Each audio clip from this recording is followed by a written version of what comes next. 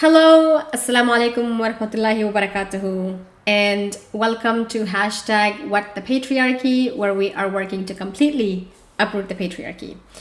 Hashtag Inshallah, hashtag Feminism Zindabad, hashtag Death to Patriarchy. Thank you for being here. This is Shahnaz. Today I want to talk about the Prophet Muhammad sallallahu alaihi wasallam, peace be upon him. The Prophet of Islam, objectively one of the most important humans to ever have lived in this universe, and certainly the most important man in Islam.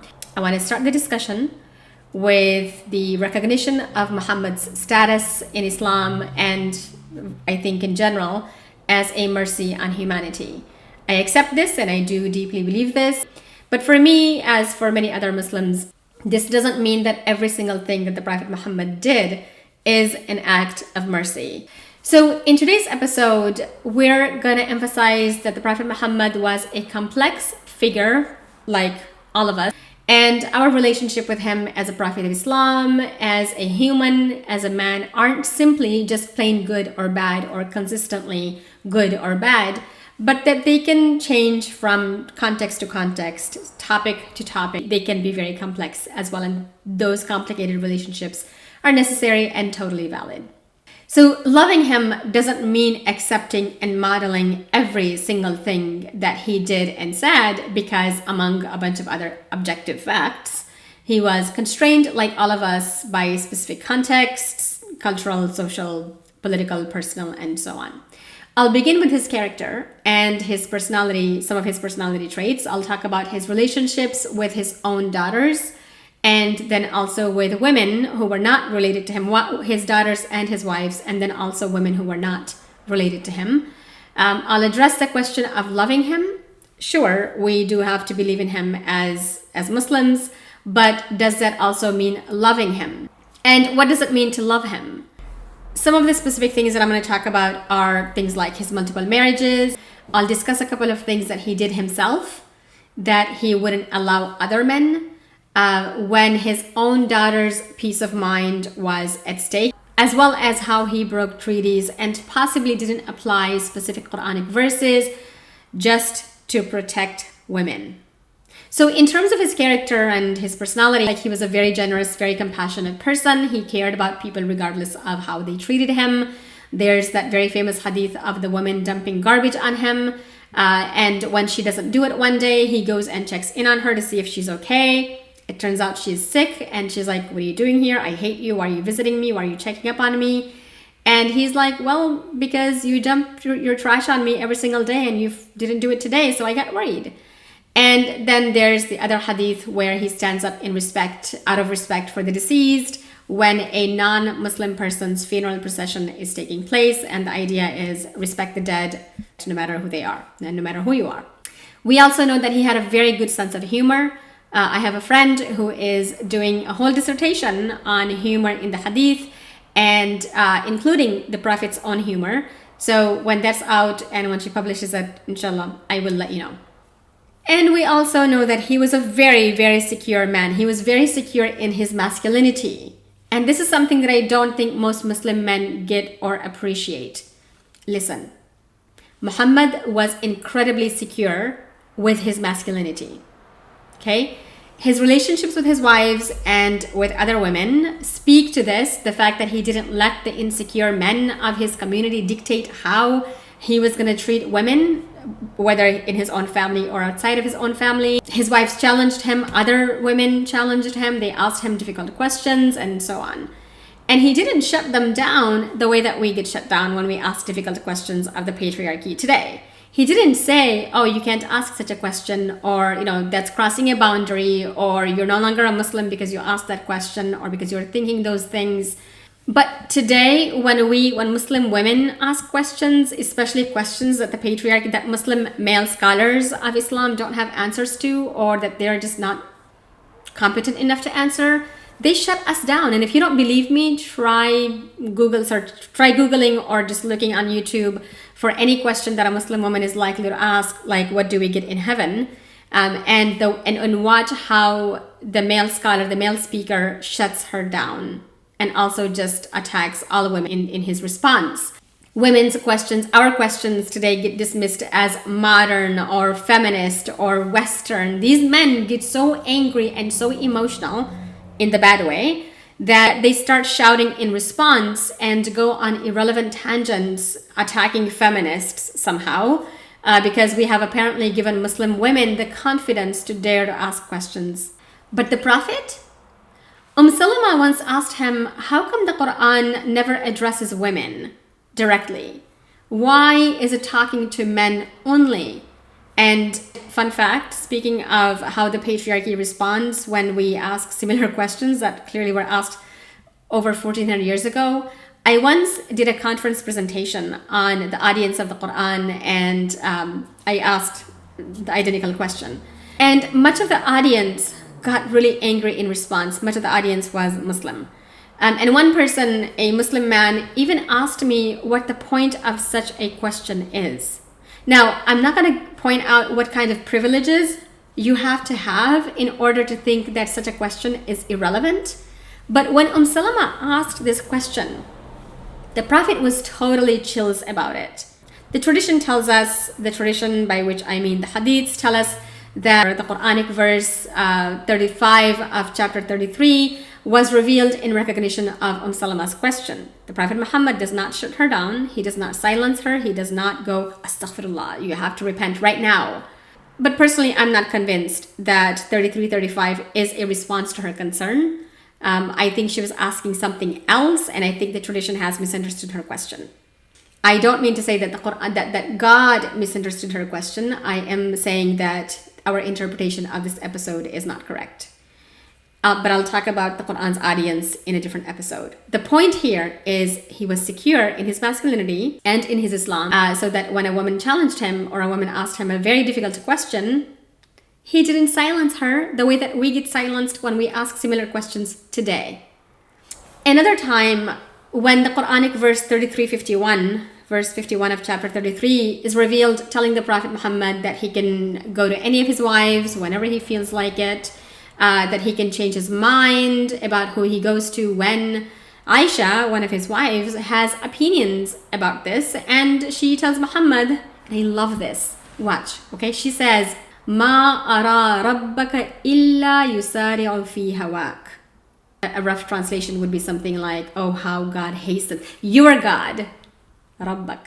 How your God, your Rabb, hastens to fulfill your wishes and desires. She doesn't say God. She says your God. And I think it's wonderful and powerful. Now, I know that Shia Muslims have very different opinions about this. They also have different opinions on Aisha. Basically, the Shias do not consider Aisha a reliable source on Islam. They don't like her. She doesn't have a positive image. But of course, in the Sunni tradition, she is highly revered. So, yeah, when Muhammad hears this from her, he doesn't flip out. He doesn't go, oh my God, how dare you, astaghfirullah, this is not, what do you mean that my God fulfills my wishes? Are you challenging God? He doesn't do any of that stuff that the patriarchy does to us today. But Muslim patriarchy has flipped out about this particular statement of Aisha's. How dare, absolutely how dare Muslim men think that they're protecting the Prophet Muhammad sallallahu alaihi wasallam, that they're defending him against women like Aisha or anyone else. These dudes are themselves so insecure, they themselves would brutally attack women in their lives who challenge them like Aisha challenges Muhammad, that they will speak ill of Aisha. Okay? And I'm, again, not talking about Shias here. I'm not talking about polemics here. I'm talking about misogyny here. I'm talking about the idea that they cannot handle a woman challenging a man because they can't imagine being okay with a woman challenging them, that they end up attacking Aisha. These are Sunnis who are doing this to validate their own misogynist rage. Muslim male scholars, always in quotes, and teachers and preachers of Islam speaking poorly of Aisha and attacking her to show how wicked and manipulative women are is a thing. There are khutbahs out there on how wicked women are, how manipulative women are, and these are again Sunni male preachers who will say things like Aisha faked a headache once, and if Aisha, the beloved of the Prophet, if one of the most important women highly revered by God, could be this manipulative, then of course other women, ordinary women, could also be manipulative. So be aware of that. Totally a thing. They dare to think that this misogyny has any sort of validity in Islam. Hold on, I gotta have my tea.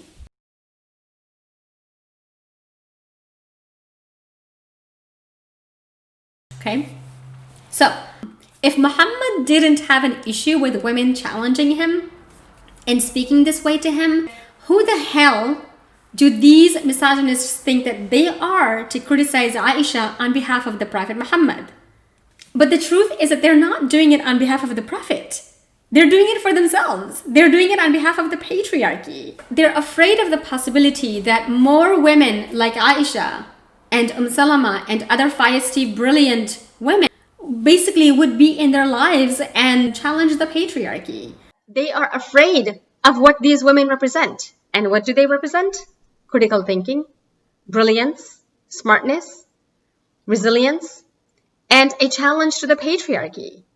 As long as these women, as long as the Prophet's own wives are thinking like this and making statements like this, and the Prophet did not call them out and did not challenge them back and did not criticize them for doing so, didn't shut them down, these men are afraid that the rest of us women, us ordinary women, will do the same thing, because we'll say, well, our own mothers did it, the mothers of the Ummahat al-Mu'mineen. Our mothers, the Prophet's wives, did this, so we can too, and we'll get inspiration and confidence from these women to be like them. And we ordinary women are the women in these men's personal lives, and as long as we exist, and as long as we're using the example of the Prophet's wives to be like them, to model ourselves after them, these men have a lot to lose if they don't shut down the Prophet's wives on behalf of the Prophet. You see? It's literally as simple as men's insecurities and their investment in the patriarchy. That's it. So what do? They project onto Muhammad, onto the Prophet Muhammad sallallahu alaihi wasallam, their own insecurities and their own male fragility, accusing him of being this insecure, sexist man that too many Muslim men themselves are. How on earth that is not a problem? How on earth that is not a sin? It is a sin. Is beyond me. How the fact that they dare to portray Muhammad as a fragile, insecure man like themselves is not haram is beyond me. So speaking of accusations against the Prophet Muhammad, I have a dear friend, an Islamic feminist blogger, the Fatal Feminist, who wrote an article a couple of years ago, and I'm going to give the link to it in the description, on the idea of loving the Prophet Muhammad sallallahu alaihi wasallam. She argues that Muslim women are allowed to have complicated feelings about the Prophet Muhammad, complicated relationships with him, that we don't have to love him, that there are certain things that he did that we're allowed to feel uncomfortable with because there are consequences in his actions for us Muslim women. We should be allowed to disagree with the actions of prophets, including the Prophet Muhammad. I don't understand how it's okay for the male scholarly tradition to speak so terribly, so unacceptably of women. And I'm talking here about women in the Quran, like the Queen of Sheba, which I will return to in just a second. But then they turn around and accuse Muslim women of not being properly Muslim or legitimate Muslims if we so much as criticize a thing that a prophet did for very good reasons. Did you know, for example, that the tafsir tradition, the exegetical tradition, the commentaries on the Quran, the male commentaries on the Quran, literally cannot handle a woman being in power like the Queen of Sheba. I don't want to say Bilqis because it turns out the word Bilqis has very problematic origins, very problematic meanings. So they decided that she wasn't human or a full human and must have been a jinn because, get this, what kind of men would allow a woman to rule over them? They asked. Astaghfirullah. So, and you can read more about this in a book by Ulfa Yusuf. The original is in Arabic. There's a translation of it in English. I have written a review of it on my blog. I'll link to it in the description. The book is called The Perplexity of a Muslim Woman Over Inheritance, Marriage, and Homosexuality. It's a really great book. My point here is that Muslim patriarchy won't let us criticize men because of whose actions, even if one or two in the grander scheme of things, hurt women, they harm us, but they have no problem attacking and literally dehumanizing women that the Quran itself honors. So back to the Fatal Feminist and her article that went viral a couple of years ago, or 2017 when it first came out. She, and I quote here, she says, Auntie Amina Wadud, Dr. Amina Wadud, came under fire a while ago for classifying Prophet Ibrahim, whose dreams regarding the slaughter of Ismail, the Quran never claimed, of being a deadbeat dad. She's a Muslim woman and has the right to that frustration against a male prophet. My disciple Misha has been perplexed that Suleiman was ready to start a war with Queen Bilqis for no apparent reason, and heartbroken over and over regarding the treatment of Lut towards his daughters. She has the right to that horror. Do not strain your heart to redeem him, I had told her. Do not strain your heart to redeem him. The undeniable truth here is that we have no idea why they are chosen, and we should not pretend to know. Yunus was punished by Ar-Rahman herself when he deserted his people and his mission. Only the prophetess Maryam, mother of Aisha, is described by the Quran itself as having been purified above all others for her task. I have said it to Misha and I will say it again. The moral errors of other prophets are documented in the Quran because they are not secrets. Women have a special right to harbor anger through their love, and no man has any right to challenge that. And she ends her article with these incredibly powerful words. May the woman who demands the prophet's accountability in his injustice against her find herself closer to heaven than the man who loves him at the dismissal of someone else's suffering. Muslim women have the right not to love the prophet. You have the right not to desire his company. You have the right to prefer other men over him. And if you read the comments on her post, you'll see a very gendered pattern. Women responded one way and men respond a different way. Because the article went viral, you can find comments about it, commentaries on it online, Facebook and other social media. It angered the hell out of patriarchy, and it even got the attention of a bunch of sexist, misogynist male imams who literally gave khutbahs on it. I believe I still have the script of one of the khutbahs on it. The sad thing is that Muslim women were actually grateful for it. And you can see that in the comments. The worst thing that I saw a Muslim woman saying about the article was that it made them uncomfortable, which I appreciate. I think feeling discomfort over the article, over something like this, is totally understandable and totally normal. But dismissing it and attacking Nahida and, of course, all Muslim women or all Muslim feminists because of this is not okay. And then giving a khutbah on it, how insecure do you have to be to give a khutbah on a woman's opinion and attacking her for that opinion? And again, defending the Prophet. You think you're defending the Prophet Muhammad. How sweet. You see, too many Muslims unfairly try to force people to love the Prophet Muhammad. But you can't do that. You objectively cannot do that. That is inherently impossible. You cannot force someone to love someone else. Too many Muslims wrongly believe that we have to agree with and endorse everything that the Prophet Muhammad did, because even if we don't understand his actions and his statements, his teachings, there must have been some wisdom behind what he did because he was a prophet. The irony of it is that the Quran itself, Allah herself, totally criticizes Muhammad too. And I know that some people don't think it's criticism, and they would prefer a softer language. Sure, go ahead and use softer language, like calling him out or reproaching him. That works too. But the point remains, the Quran criticizes Muhammad for certain things. Look up the explanation for the Quranic phrase, abasa wa tawalla. But look, when Aisha was accused of adultery, how did the Prophet Muhammad respond? Her own husband. Did he support her? Did he take her side? No, she was really sick and she was sent over to her parents' house to be taken care of. And Muhammad goes to the Sahaba, to his male companions, and he's like, oh my God, folks, what do I do? My wife probably committed adultery. And some of them defended her and some of them did not. And Aisha, understandably and totally validly, is not cool with this. You see, according to the Sunni tradition, it was the Quran, God herself, who rescues Aisha here. So the Quranic verses 11 through 20 of Surah An-Nur in chapter 24 are believed to be about her, about this particular incident. These verses, again, according to the Sunni tradition, the Shias do not accept this explanation. They don't think it has anything to do with Aisha, that they're just generally about slander and false accusations.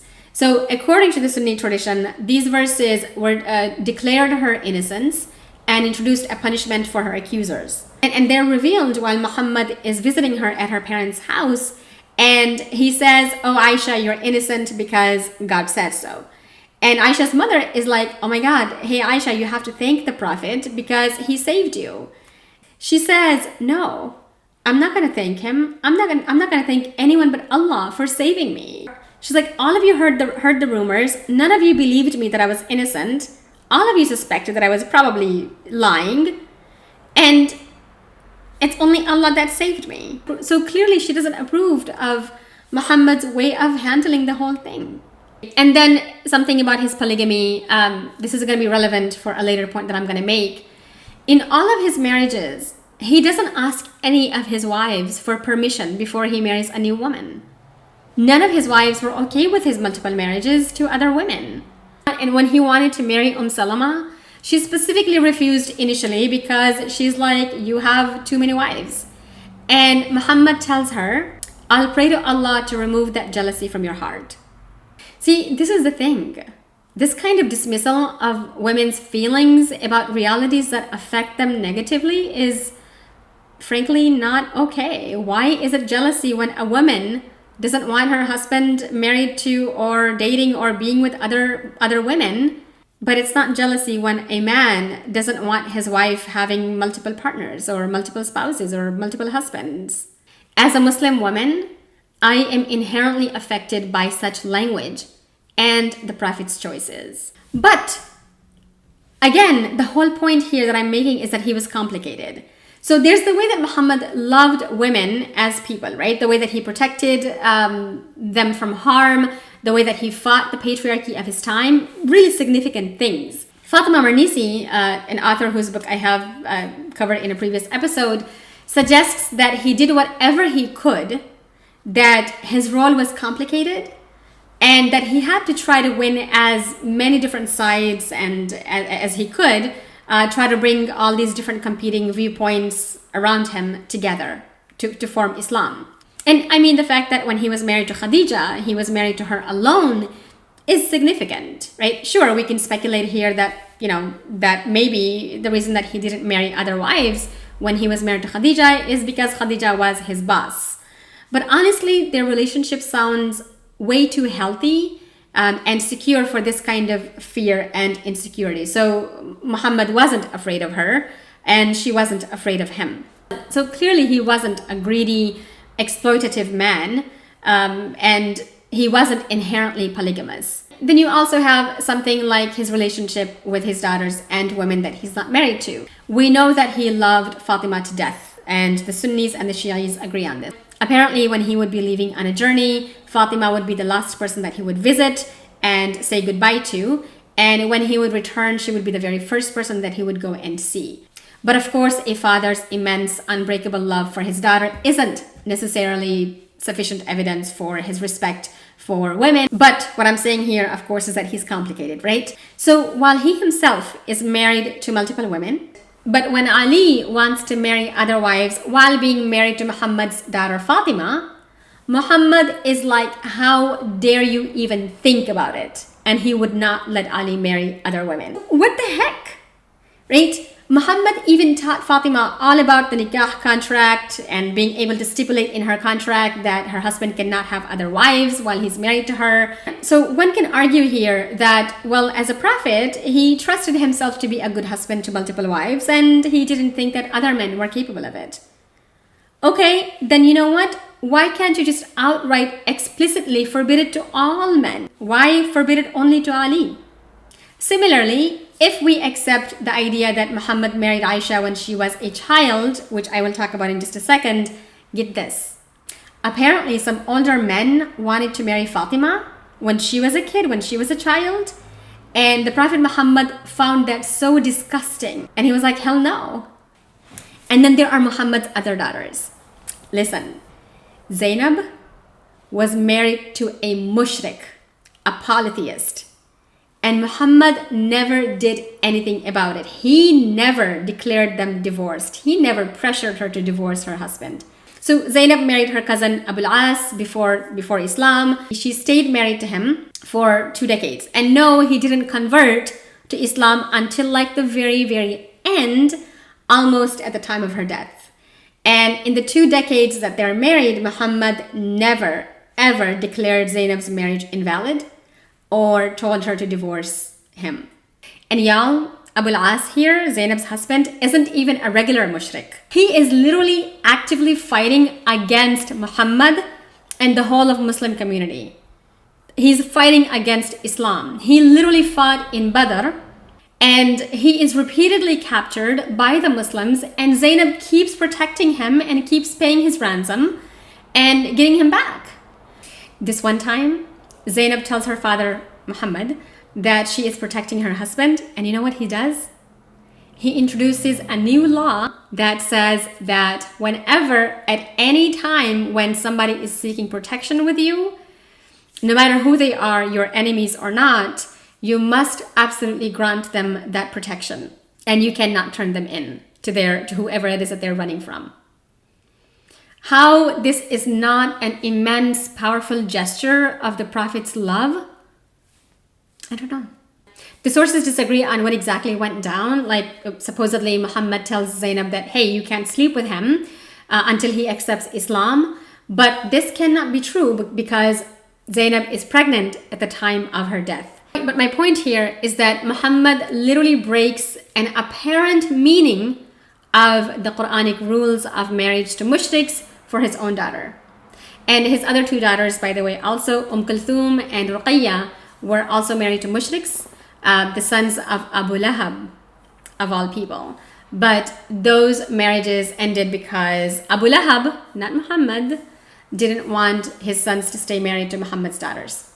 So that's an example of the Prophet Muhammad sallallahu alaihi wasallam potentially going against, it looks like, 2 Qur'anic verses that most male scholars of Islam insist mean that Muslim women are absolutely forbidden to marry all non-Muslims, and they are wrong, and we'll talk about that in a future episode. The funniest thing here, by the way, is that these dudes, these Muslim male scholars who don't think that women should be marrying non-Muslims or cannot marry non-Muslims according to Islam, find all kinds of excuses for why Zainab must have married Abul As, and some literally interpret her story as, oh, poor Zainab. You know, can you imagine how patient she must have been in order to stay married to and survive a marriage to an enemy of her father's? Poor thing, and all women should have patience like her. She's going to get so much ajr for having been so patient in her marriage to a mushrik. What? No, she loved her husband. She stayed married to him by choice. She wasn't forced to be with him. Her father was a prophet who could have said, okay, that's it, you're not married to this guy anymore. Her father had complete religious and other authority to make that decision for her, but he did not. Zainab chose to protect her husband. She chose to stay married to her husband. And she chose not to force her husband to convert to Islam. And then the final example that I'll give here has to do with the Treaty of Hudaybiyah in the year 628. So you see, this treaty takes place between Muhammad and the mushriks of Mecca as a way to relieve some of the tension between the 2 groups. And among its conditions was that anyone who leaves the Muslims, the Muslim community, to go to the mushriks was to stay with the mushriks, and the mushriks would not bring them back to the Muslims. But anyone who leaves the mushriks to go to the Muslims must be returned to the mushriks. Well, lo and behold, women were apparently leaving their mushrik communities in Mecca and coming to the Muslim community. And these women would come and tell the Prophet Muhammad that, look, I'm a Muslim woman.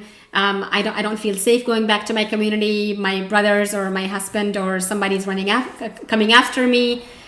So Muhammad allowed these women to stay with the Muslim community because they felt safer that way. And the men who are coming after them, They come to Muhammad and they're like, that's not fair. You're breaking the rules of the treaty that we agreed on. You have to return them to us. But Muhammad is willing to break these terms, okay, the conditions of the contract, to protect these women.